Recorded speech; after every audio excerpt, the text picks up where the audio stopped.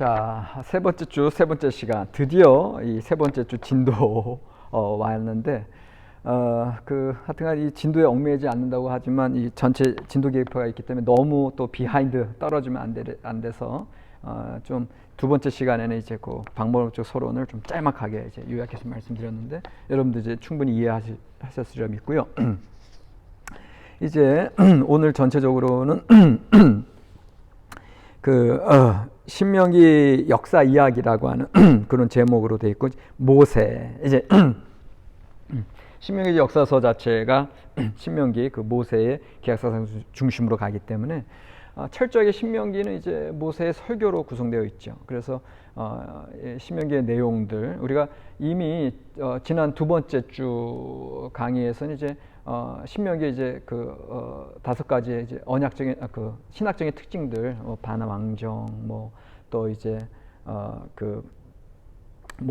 성전 신학 강조하는 거, 선택 신학 강조하는 거, 이런 것들 쭉 살펴봤잖아요. 그건 이제 전체적인 특징들을 여러분들이 살펴본 거고, 지금은 이제 꼭 중심적인 어떤 신명기의 구조, 또 신명기의 내용들, 그다음에 특별히 세 파트로 이루어져 있는 모세의 설교가 이제 신명기인데, 그런 내용들을 쭉 한번 살펴보고, 이런 신명기의 이제 주된 내용들 구조를 알아채야 여기에 따른 이제 이후에 펼쳐지는 신명기적 역사서들이 이렇게 관련성이 있구나, 내용적으로도 이제 요거를 이제 아시기 위해서 이번 시간에는 이제 신명기 전체적인 개론적인 이야기를 좀 하려고 합니다.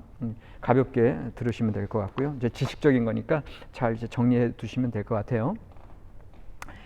신명기는 이제 듀트라나미, 영어로 듀트라나미, 그 다음에 이제 그 70인역에서는 듀트로노미온 돼서 듀트로 플러스 노모스. 그래서 듀트로 하면은 어떤 세컨이죠, 세컨, 내지는 반복된 리피티드고, 노모스가 로, 어떤 규정이죠. 그러니까는 반복된 규정 내지는 제2의 법, 이제 이런 의미인데, 실제로 신명기의 신자가 새 신자가 아니에요. 다시 신자예요. 신신당부할 때 신자, 거듭신. 그러니까 거듭 당부하는 거라서 어떻게 보면 신명기는 출애굽기의 언약법전이 신명기의 신명기법을 통해서 갱신된 법입니다. 그리고 아까 제가 말씀드렸어요. 오늘날 우리 한국의 교회의 그 기독교 신학이 살아있지 않다라고 말씀드린 이유를 뭐라 그랬어요? 옛날 70, 80년대 한참 부흥했을 때, 그리고 여러 다른 여건들이 힘들었을 때 오직 하나님 신앙만 붙들 때 그 교리만 가지고 있으니, 예수 천당 불신지역, 그 교리, 그건 분명 핵심이에요. 그게 다 틀렸다고 얘기하는 것이 아니에요. 그런데도 불구하고 그것으로만 단순화돼서 교회가 부흥할 때가 있었어요. 그러나 왜냐하면 성서신학에서 그게 분명히 나오니까. 그런데 성서신학이 그걸로만 이루어지지 않은 다른 그 일반적인 일상에서의 삶의 영성, 경건, 신앙 훈련, 실제적인 삶들, 그런 많은 내용들을 여전히 무시한 채 그것만 강조하고 있으니 지금 21세기 들어서는 더 이상 사람들에게 어필이 안 되죠. 그런데 이미 시대 상황의 변화에 따라서 신학적인 적용, 그 다음에 이런 교리들의 강조점들이 변화되는 거거든요. 그러니까 지금 이 구약 성경 자체에서도 언약법전은 광야 시대에 필요한 어떤 그런 내용들이 많이 나오면, 신명기는 갱신된 법이라 했잖아요. 듀트라나미, 세컨드 로 내지는 리피티드 로, 리피티드가 되면서도 새로운 강조점, 새로운 상황에 맞는 법으로 나아가잖아요. 그러니까 오늘 한국도 이런 새로운 상황에서의 교회 신학이 필요하고, 그것을 위해서는 이 성서신학 레벨에서 그 다음에 조직신학의 어떤 적용이 새롭게 이루어져야 된다라는 거예요. 그걸 제가 강조해드리는 거고, 그러니까 그게 십계명이 출애굽기와 신명기에서 대동소이하게 똑같이 나오지만 한 가지 아주 분명한 차이점이 있는 게 안식일에 대한 법이잖아요. 근데 안식일에 대한 법이 출애굽기에서는 안식하는 이유가 뭐다? 하나님의 태초에 안식하셨으니까 안식하는 걸로 나오지만, 신명기에서는 너희들이 출애굽 노예 시대를 기억하고 안식하라. 그래서 너희들의 노예나 동물도 다 쉬게 하라. 이렇게 나오죠. 바뀐단 말이에요. 그러니까 신학적인 적용이 바뀌었단 말이에요. 중심 사상 핵심은 변화가 없어요. 늘 똑같아. 그럼에도 불구하고 그걸 적용할 때는 다른 강조점이 있는데, 이유가 뭐야?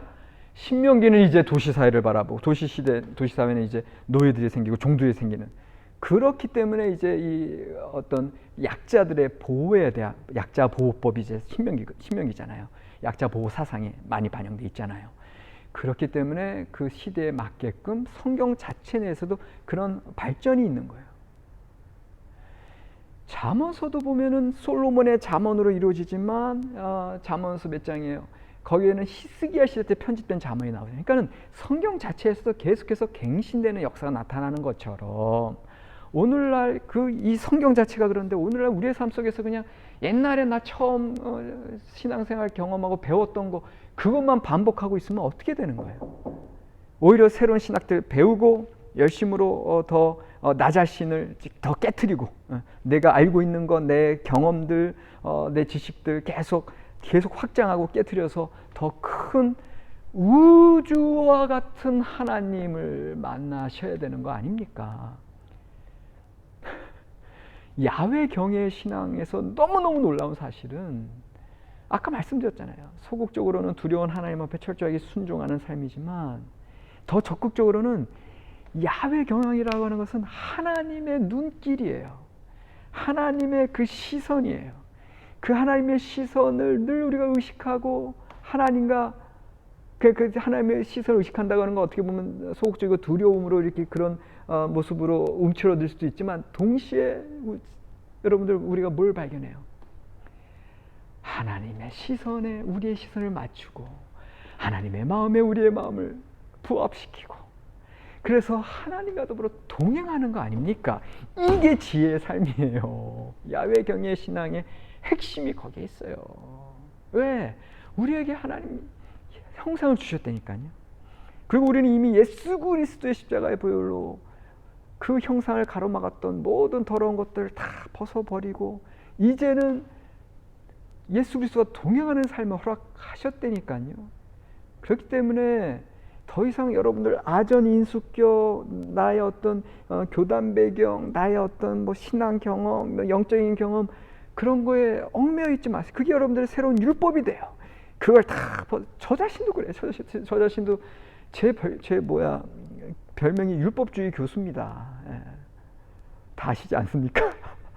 그러니까 저 자신도 늘 이걸 깨트리려고 노력해요. 근데 인간인지라 어쩔 수 없어. 그럼에도 불구하고 이 잠언서 주석을 쓰면서 하나님을 바라보고 하나님 정말 진정한 지혜의 삶이라고 하는 게 나를 깨트리는 거구나. 내가 회개하는 게 진정한 지혜구나. 이게 은혜구나. 은혜는 내가 죄 있음을 깨닫는 게 은혜고요. 그래서 회개함으로 지혜의 삶으로 나아가는 겁니다. 여러분들 신명기서는요. 지혜서예요. 그러니까 신명기서의 이제 중심 집단을 이제 저는 예언자 집단으로 이제 보는데 그 예언자들에게 있어서 이 그 하나님의 가의 어떤 그 친밀한 사이, 여호와를 경외하는 자에게 하나님의 친밀하심이 여호와를 경외하는 자에게 있으며 그들에게 하나님의 뜻을 보이시로다. 시편 25편. 그죠? 내가 정확하게 그 성경 구절 여호와의 친밀하심이 그를 경외하는 자에게 있으며 하나님의 뜻, 하나님의 계시를 소도 아도나이 그들에게 보이시리로다. 하나님의 자녀들에게 그런 삶을 이제 살아가는 거거든요. 그런 어떤 지혜의 깨달음이 이제 신명기 그리고 신명기 역사서에서 근데 참 여러분들 이 신명기와 신명기의 관계를 먼저 제가 말씀을 드릴게요. 여기 보면은 어떻게 나오냐면 신명기가 예언이라면 신명기서가 예언이라면 신명기 역사서는 예언의 성취예요. 그죠? 왜요? 이스라엘 역사 속에서 그 신명기에 선포된 제일 중심 너희가 하나님의 법에 순종하면 축복이요 불순종하면 저주다, 심판이다라고 하는 거 이것이 이스라엘 역사, 신명기 역사서 통해서 쭉 펼쳐지거든요. 신명기가 예언이라면 신명기 역사서들은 예언의 성취고요. 신명기가 법이라면 역사서도 이 법의 적용이다 법전으로 하나님의 말씀이 선포되고 가르침이 선포됐다면 그것의 실제적인 삶에서의 적용이 신명기 역사서에서 이스라엘 역사의 그 다양한 사건 통해서 나타나는 거죠. 또 신명기의 모세 법전의 의미가 역사서들 속에서 구체적으로 설명하고 있다. 그러니까 이 법전으로 선포됐을 때 이게 무슨 의미인지 잘 몰랐는데 실제 삶에서 그게 설명이 되는 거고. 그 다음 네 번째, 신명기가 기간차이면 역사서들은 객차나 화물차이다. 이건 이제 그 신명기사가 역사 장혜선 목사님이 하시는 얘기고. 그러니까는 요 신명기가 주 동력원이면, 신명기가 주 동력원이면 신명기 역사서는 그 주 동력원 를 가지고 그 이루고자 하는 목적을 실제로 삶 가운데 이루어 나가는 거죠. 그러니까 이거 마찬가지예요. 오늘 우리의 삶 속에서 여러분들이 말씀을 공부하는 것은 신명기와 같아요. 그것이 나에게 법으로 들어오고 예언으로 들어오고 하나님의 어떤 동력원으로 들어온단 말이야. 그게 이제 신명기적 역사서처럼 나의 안군조 목사의 역사로 여러분들의 역사로 또 우리 호소대학교 역사로 여러분들의 가정의 역사로 그것이 예언이 성취되어야 되고 법이 적용이 돼야 되고 구체적으로 설명하고 드러나야 되고 열매 맺어야 되고 그리고 실제 그 목적을 성취하는 거. 여러분들 회개 열매가 있으셔야 되고요. 거룩함, 경건의 능력이 여러분들 삶 속에 나타나셔야 됩니다. 그러니까 신명기적 역사서 여러분들 공부하시면서 실제 나의 삶에 말씀의 성취와 말씀의 열매를 맺어 나가는 그런 계기로 삼으시기를 바랍니다. 자, 구조입니다. 신명기서의 구조는 이거를 제가 구조를 여러분들 오픈 그 채팅방에 올릴게요. 오픈 채팅방에 올릴게요. 그래서 여기 구조 이렇게 쭉 나와 있거든요. 여기 보면은 요 부분을 제가 좀 올릴게요. 그래서 여러분들이 좀 참고하실 수 있도록. 그래서 일단은 대표 이제 크게만 첫 번째 선포가 신명기 1장에서 4장이고요. 그다음에 두 번째 선포가 그러니까 이게 설교예요. 설교. 모세의 설교 형식이니까 모세의 첫 번째 설교가 신명기 1장에서 4장이고 두 번째 설교가 신명기 5장에서 28장이고요. 그 다음에 세 번째 설교가 신명기 29장에서 30장이에요. 그러면 신명기는 34장까지 있는데 31장부터 34장까지는 부록입니다. 부록, 첨가. 그러니까 신명기는 기본적으로는 첫 번째, 두 번째, 세 번째 모세의 설교로 돼 있다. 이제 이렇게 기억하시면 되겠고요. 강조되는 내용들이 이제 여러분들 이미 좀 많이들 아시지만 이제 구체적인 내용들인데요. 이제 첫 번째가 다른 신을 섬기지 말라. 이거 이제 오직 여호와 하나님 마음과 뜻과 힘을 다하여 여호와 하나님 사랑하라. 신명기 6장 5절에 나온 것처럼 하나님만을 사랑하는 것, 다른 신을 섬기지 말라는 이꼴 두 번째 이방 산당들을 땅에서 제하여 버리라. 우상 숭배 척결. 세 번째 오직 야훼 하나님 그분만이 이스라엘을 애굽에서 구원해내신 분임을 기억하라. 이게 이제 강조되고 있고 네 번째 하나님의 중앙 성소를 고수하라. 하나님께서 택하신 곳 그곳에서 예배하라라고 하는 거. 이게 이제 계속 우리가 신명기 신학 보면서 강조되었던 바고요. 다섯 번째 땅에 대한 축복을 지키라. 그렇지 않으면 저주받는다. 순종과 불순종에 대한 거, 복과 저주에 대한 거. 여기에 대해서 이제 나와 있는 게 이제 신명기에 강조되는 내용들이고요. 자, 그 다음에 이제 다른 내용들은 이제 신명기 이제 저작 배경이나 이제 이런 것들을 우리가 이제 두 번째 시간에도 쭉 얘기했기 때문에 간단하게 이제 넘어가고 아까 신명기와 역사서들의 관계를 쭉 네 가지를 설명을 말씀드렸습니다. 자, 이제 남은 시간에 그 첫 번째, 두 번째, 세 번째 모세 설교의 내용들을 좀 살펴보고 그리고 이제 마무리를 하도록 하겠습니다. 그 모세의 그 첫 번째 설교의 내용이 이제 1장부터 4장 나온다고 그랬고요. 이곳에서의 특징은 그 특별히 이제 신명기 4장에 보면은 두 개의 상반된 이념이 나와 있어요. 그래서 4장에서 1절에서 28절 앞부분은 이스라엘의 범죄와 하나님의 심판에 대한 거, 그리고 이제 포로 생활의 현실에 대한 거, 이게 나오는 게 이제 1절로 28절, 4장 1절에서 28절에서 하나님의 인과응보적인 심판을 강조하고 계시다라고 얘기한다면, 후반부 4장 29에서 39절, 29에서 39절은 하나님의 언약에 대한 신실함이 나와 있어요. 그러니까 이미 신명기 자체 내에도 심판의 하나님과 은혜의 하나님이 같이 나와 있다라고 하는 거. 특별히 4장에서 이 두 가지가 동시에 나와 있고, 니콜슨의 얘기처럼 신명기 저자들과 신명기 저자와 신명기 역사서 저자들이 이제 여전히 같은 어떤 그런 전승의 맥락에서 있다면, 연결되어 있다면 여전히 이 심판과 은혜 하나님이 함께 나아가야 한다는 거. 니콜슨도 물론 그거 얘기해요. 근데 이제 니콜슨이 더 강조하는 게 이제 어쨌든 모세 계약사상 쪽으로 이제 연결되어 있다. 이걸 너무 강조하다 보니까 이제 이 은혜 쪽을 조금 놓칠 수 있는 그 여지가 있는데, 그러나 니콜슨에게 얘기하면 본인은 나는 여전히 또 모세 계약뿐만 아니라 다윗의 언약도 강조하고 있다. 또 그런 얘기도 해요.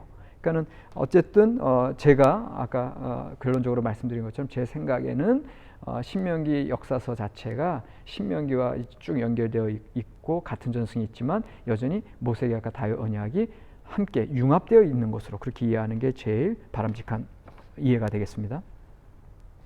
하나님의 심판과 은총이 적절하게 조화되고 강조되어 있다.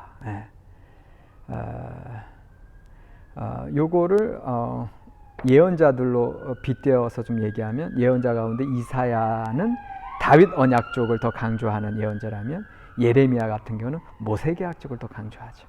또 이렇게 크게 또 구분해서도 얘기할 수가 있고, 이 신명기 1장부터 4장의 모세의 첫 번째 설교의 중심 메시지는 야훼의 법을 준수하라고 하는 거. 야훼의 법 준수가 준수 권고가 이제 강조되어 있는 겁니다. 그다음에 두 번째 설교는 5장부터 28장까지 이어지는 긴 내용이 되겠고, 특별히 이 안에 이제 원신명기 12장에서 26장 신명기 법전의 중심 내용도 다 들어가 있는 부분이 되겠는데요. 이 부분의 특징은 뭐냐면 하나님의 신해산 계약을 통한 심판을 강조하는 게 이제 더 부각되어 있어요. 그러니까 서론에서는, 그러니까 첫 번째 설교에서는 이제 심판과 은혜가 함께 상반된 개념이 같이 나온다면, 이제 여기에서는 아주 본격적으로 모세 신해산 계약이 강조되면서 이스라엘이 그들의 죄악 가운데 땅을 여전히 얻은 이유가 너희가 잘나서가 아니라 이 땅의 거민이 악해서 쫓아내는 것을 묘사하는 장면부터 나오고요.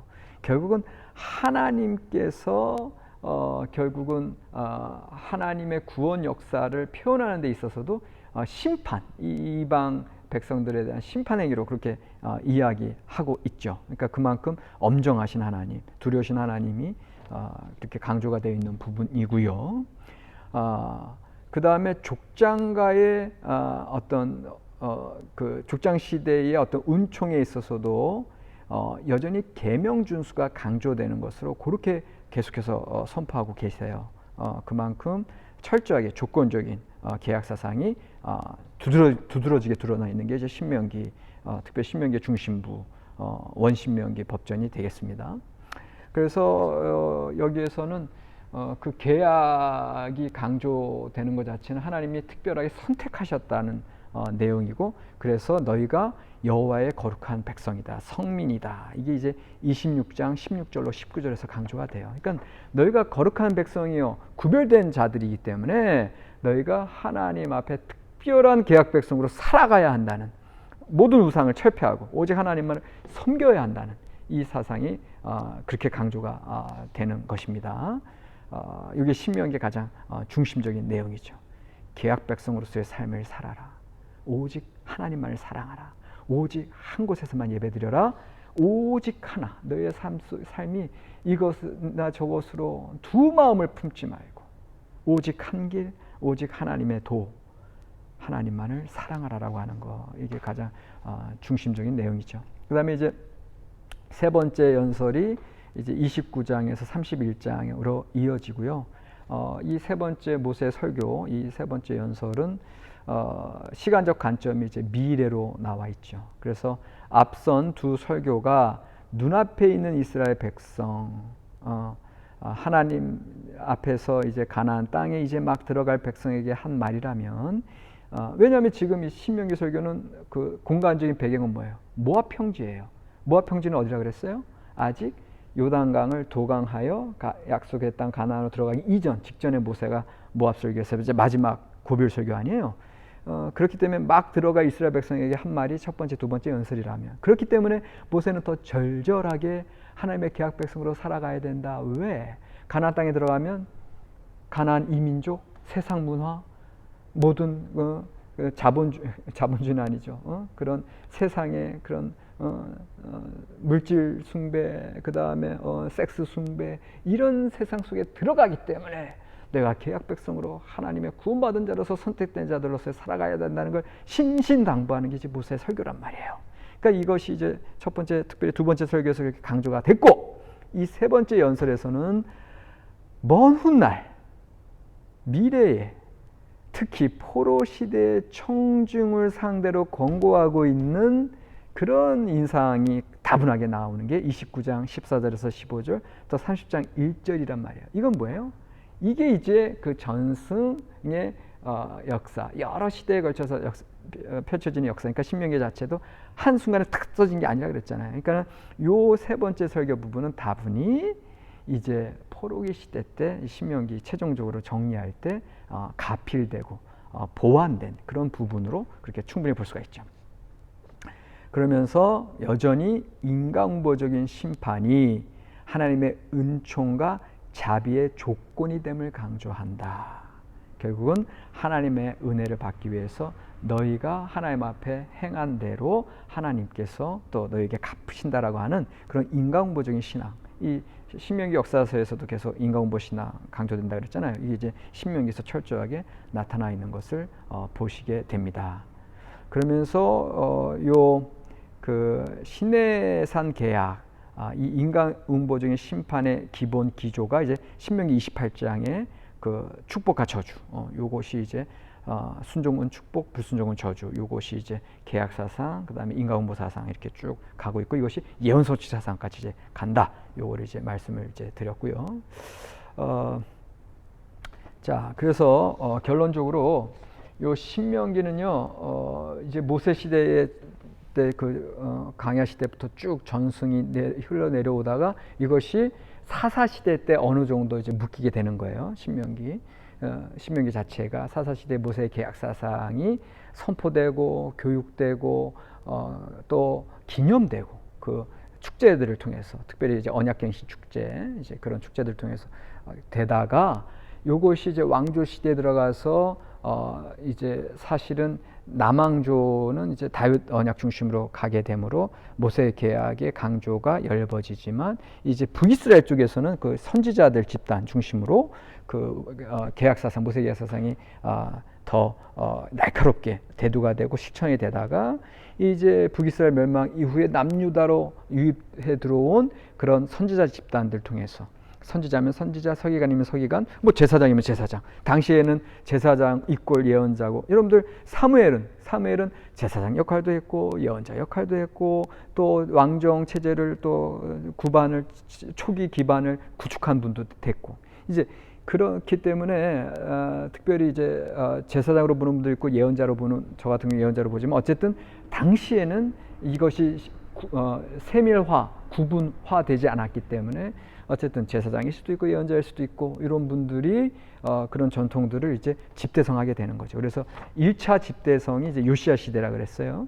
그리고 나서 포로기 시대 때 2차적으로 집대성되는 게 이제 신명기적 역사서인데, 요 신명기도 마찬가지. 신명기도 그런 전승의 발전 형태에서 포로 시대 때 이게 정리가 되면서, 가장 비참한 포로기, 나라가 망한 상황에서 그 이전에 자기 조상들을 노예살이에서 이끌어올린 구원 사건과 시내산에서의 그 첫사랑의 계약 사건을 떠올리고 있다는 거.